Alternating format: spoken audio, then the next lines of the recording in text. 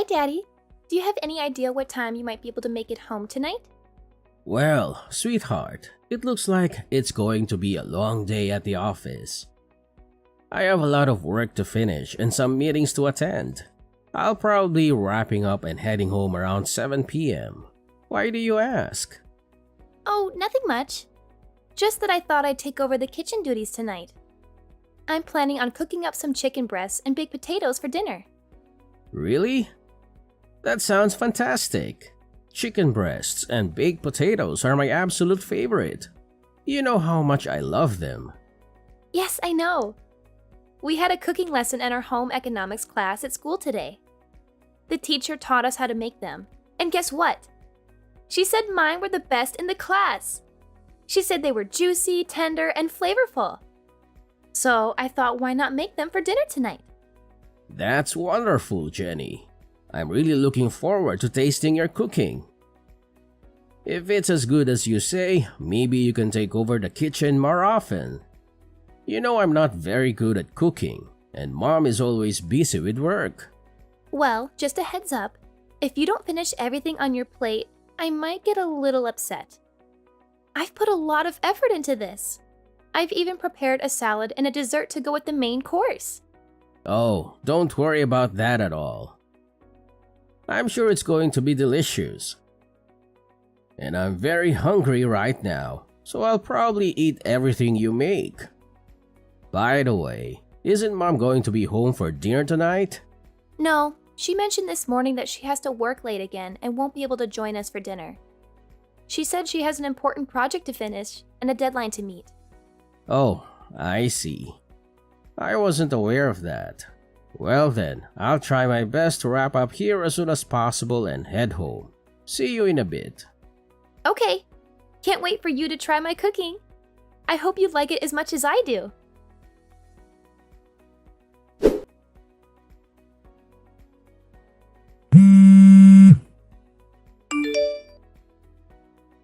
Kayleen, are you there? Huh? What is it that you need? I'm currently swamped with work. I have a lot of deadlines to meet and a lot of reports to write.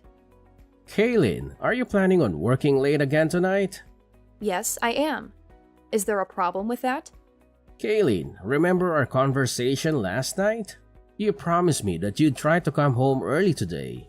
We agreed that we should try to minimize the time Jenny spends alone at home. Did I say something like that? I don't recall making such a promise. Besides, there's not much I can do about it. It's work. Working moms are always busy. That's not a valid excuse, Kayleen. We're both busy. We had a discussion about this just the other day. We agreed that we need to be more present in Jenny's life. She needs our attention and support, especially at this age. What? Are you trying to paint me as the villain here?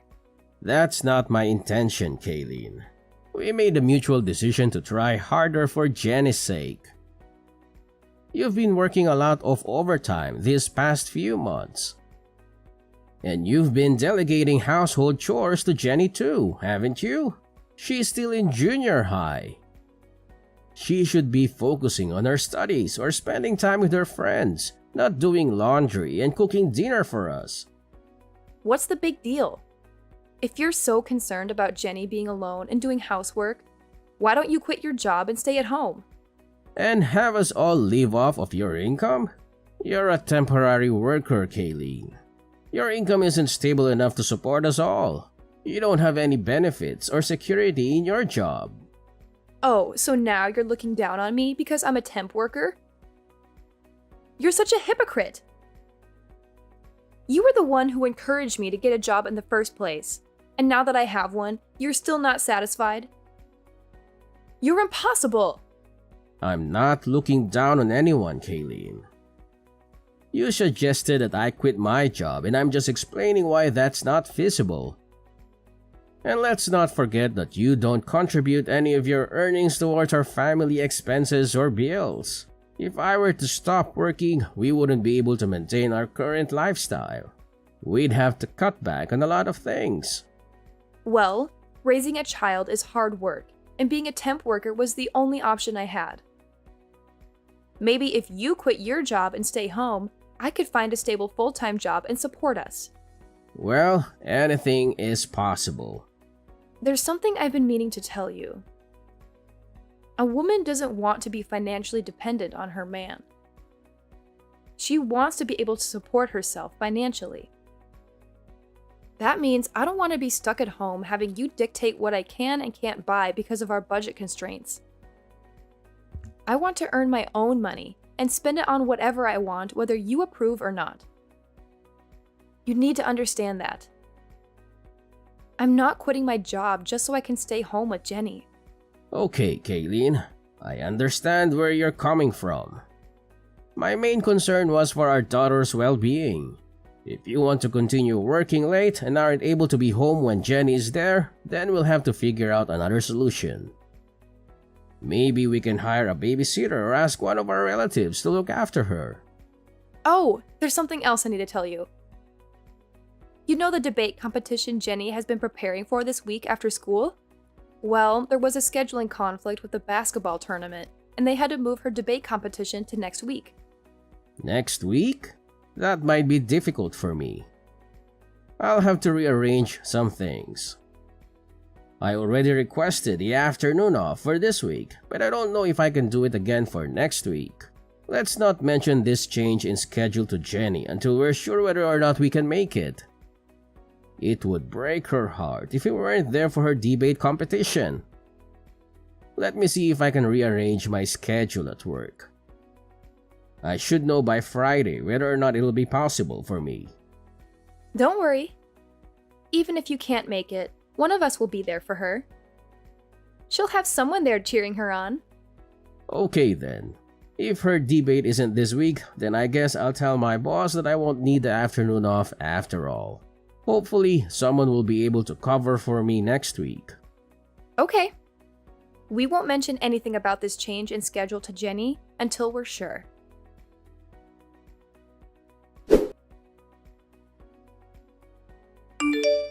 Dad, where are you at this moment? I've been searching for you everywhere. Right now? I'm still at the office, sweetheart. Is there something you need from me? Don't worry, I'll make sure to be home in time for our dinner together. Whatever. I can't believe you would just cancel our plans without even having the courtesy to inform me. What are you talking about? I'm really upset with you right now. I don't even want to see your face anymore. What? Jenny, what happened? Did I do something that upset you? Can you tell me what it is that I did wrong? Jenny, are you still there? Jenny, please talk to me. I'm worried about you.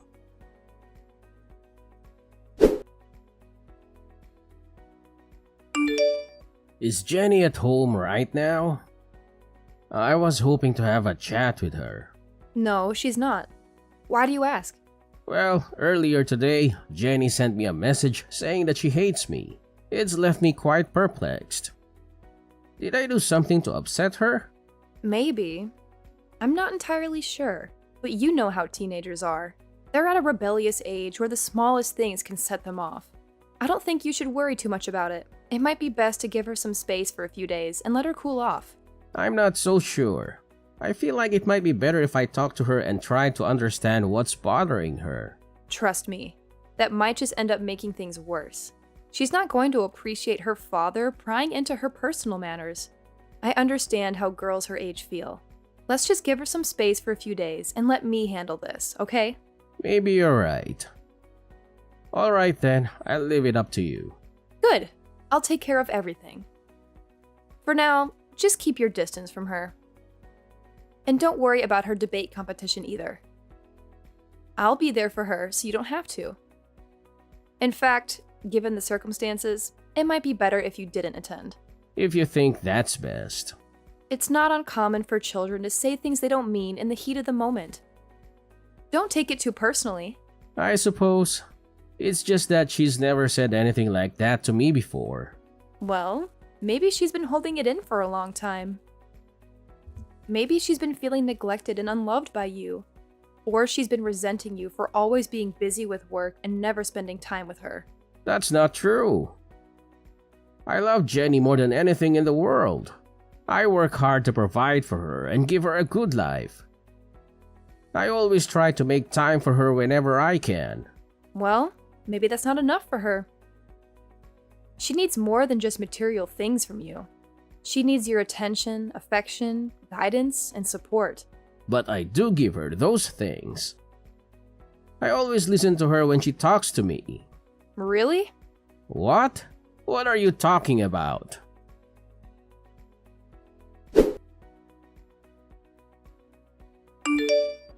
Jenny, what do you think about going for a drive tonight? Just you and me. It's been a while since we've had some quality time together, just the two of us. We could use this opportunity to catch up and talk about anything that's on your mind. No, I don't feel like it. Jenny, I've noticed that you've been avoiding me these past few days. I'm not sure why, and it's really bothering me. If I did something to upset you, I want to make it right. Can you at least tell me what's wrong? I'm here to listen. It's about my debate. You never came to see it. You said you'd come. You promised. Huh? Your debate? But isn't your debate scheduled for next week? No, it's over. What? Are you serious? Your mom told me it was rescheduled to next week. It wasn't rescheduled. Jenny, I'm so sorry. It's not just that. You told Mom that I'm ugly and stupid, didn't you? Mom's friend told me you said it. What? Jenny, I would never say anything like that. You're the most beautiful girl in the whole world. And I know you're smart. That's why you were chosen to join the debate. Everyone knows you're smart. You're just saying that to make me feel better. And I know you stole some of my favorite clothes from my closet. What? Why would I do that? Why would you think I would do any of those things? Jenny, you know how much you mean to me. But, so it wasn't you? Sweetie, I would never do anything like that. And you didn't say I was ugly and stupid? I never said that. I swear. Anyway, Jenny, I'm so sorry. I missed your debate. I feel terrible. It's not next week?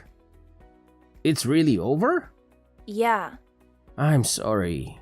I don't know how this mix-up could have happened. I should have been there for you. I really wanted to go and watch you. I swear. Yeah, I know. I'm sorry too. So, sweetie, who was it that said I was saying bad things about you? Which one of Mommy's friends? The guy that Mom brought to my debate with her. Huh? I didn't know who it was, so I felt really strange when I saw him with her. And after the debate, the three of us went out for dinner. And her friend was acting like he had known me for a long time. He was way too friendly. It was kind of creeping me out. Was it someone you know? No, that was the first time I had ever seen him. I see. How about we talk more about all of this tonight? And let's not tell Mom about our conversation, okay? Okay, let's go out for dinner. We haven't done that together in a long time. That sounds like a great idea. I'll be leaving the office in a few minutes. See you soon. Okay. That night, Jenny told me a bunch of things my wife had been doing. Most of what she told me were things that I didn't think should be coming from the mouth of a junior high student. Jenny and I agreed that we'd continue on with our daily lives for a little while as if nothing had happened. Just long enough for me to figure out what we should do next. During that time, my wife messaged me about a parent-teacher interview she had to go to on a Sunday. I guess she thought that Jenny was still upset with me and not speaking to me. She told me that she'd go to the meeting with Jenny and suggested that I go and visit my parents that day to take my mind off of Jenny and the parent-teacher interview. That's just the opportunity I was waiting for to put my plan into action.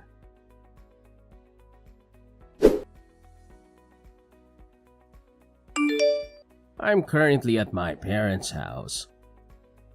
How are things on your end? Is everything going well? Everything's going well here. The parent-teacher meeting isn't scheduled until later this afternoon. We're just taking it easy at home and watching some TV. It's a nice change of pace. Wait, did you say you're at home? I thought you might be out somewhere. Yes, why wouldn't I be? I'm just enjoying a quiet day at home. Oh, I see. So you're living in a hotel now? That's news to me. I must have misunderstood something. What are you talking about? Why would I be living in a hotel? Well, to be honest, I'm not actually at my parents' house right now. I'm downtown. And guess what? I saw someone who looks exactly like you. She even went into a hotel with a man I've never seen before. She seemed really happy and excited. Maybe she had a double espresso this morning to kickstart her day. That's interesting. But I'm sure you're mistaken. It must have been someone else who looks like me. Are you sure? Because she's wearing the same suit you said you were going to wear to Jenny's parent-teacher interview today. The exact same dark blue blazer. The guy looked pretty dressed up too. I wonder if she's planning on going to the parent-teacher interview right after leaving the hotel. If it was you doing that, I'd be really upset. I've already told you that's not me. You're obviously mistaken. It must have been someone else. But I'm really curious to find out. If it's not you, then maybe you have a long-lost twin. If that's the case, I don't want to miss this opportunity to reunite you two, so I think I'll just wait outside the hotel until she comes out. Okay. You want me to come out and say it, don't you? Yes, I'm cheating on you. Who cares? Sorry. You admitted to that a lot faster than I thought you would. Well, I couldn't stand your indirect accusations anymore. You're always so annoying. That's probably why Jenny hates you so much, too. By the way, I'm leaving you and moving in with my new boyfriend. What? What are you talking about? Exactly what I said. At first, I was going to make you take Jenny, but my boyfriend said he'd feel sorry for her if she wasn't with her mom. So he figured it'd be better if Jenny came to live with us.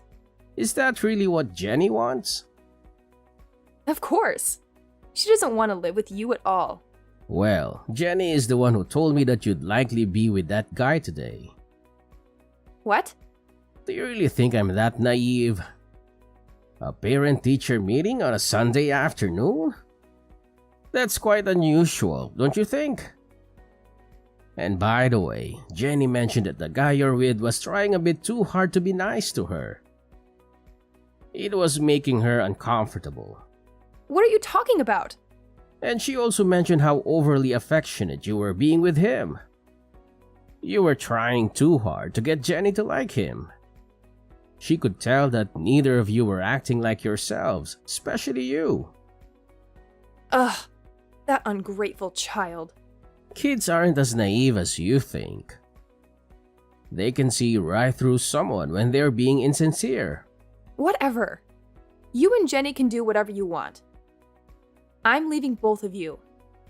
If you want, you can sue me for compensation money. I don't care. My boyfriend will pay it for me.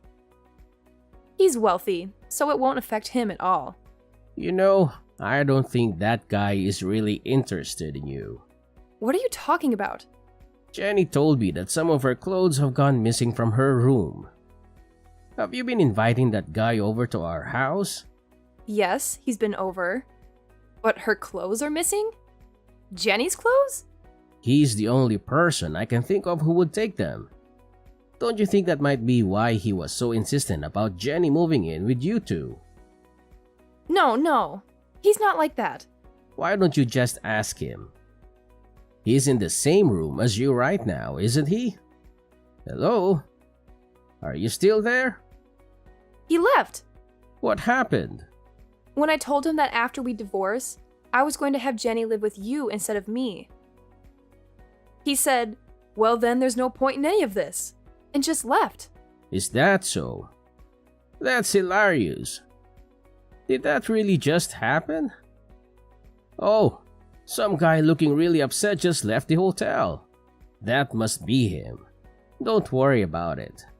Hey, are you still there? Yes, I'm here. I literally just sent you a message. No, I mean, are you still standing in front of the hotel? Yes, why do you ask? I'm in room 405. Why don't you come up here? What are you talking about? I'm sorry for all the harsh things I said to you earlier. I realize now that I was wrong. I promise not to behave like that again. Can we talk this over? That's not possible right now. So just hurry up and get down here. Why not? It wasn't my fault. He deceived me. I had no idea he was that kind of person. You're only saying that because now you know he wasn't really interested in you. But he promised me the glamorous life I've always wanted. How could I resist such an offer? He lied to me. He's the bad guy, not me. You can't blame me. Any girl would be taken in by that. But women don't want to be supported by their man. They want to be able to support themselves financially, right? Shut up. I take back what I said before. I'm not talking about what you said before.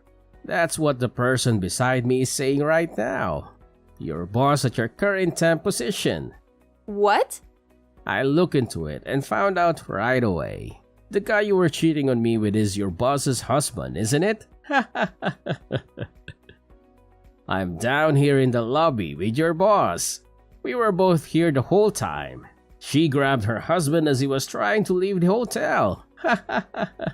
Just wait. Is she really downstairs? Mrs. Peterson? Yeah, that's why I told you to hurry up and get down here. We're all waiting for you. What? No way. I'm not going down there. You have to do something. There is no getting out of this now. Mrs. Peterson is suing both you and her husband for your affair. Oh, and you can bet that I'll be doing the same. You don't even want to imagine how much this is going to cost you with both of us suing you. But you'll have no problem paying for it, right? Because you've been working all that overtime for the past couple months, right?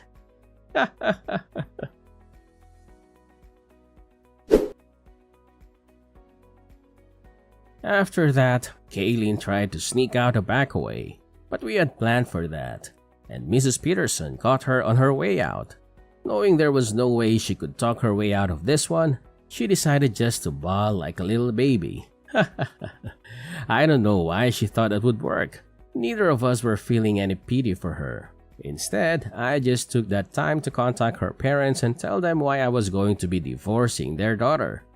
They apologized for their daughter's actions and tried to get me to reach a settlement with them instead of taking Kaylee to court for compensation money.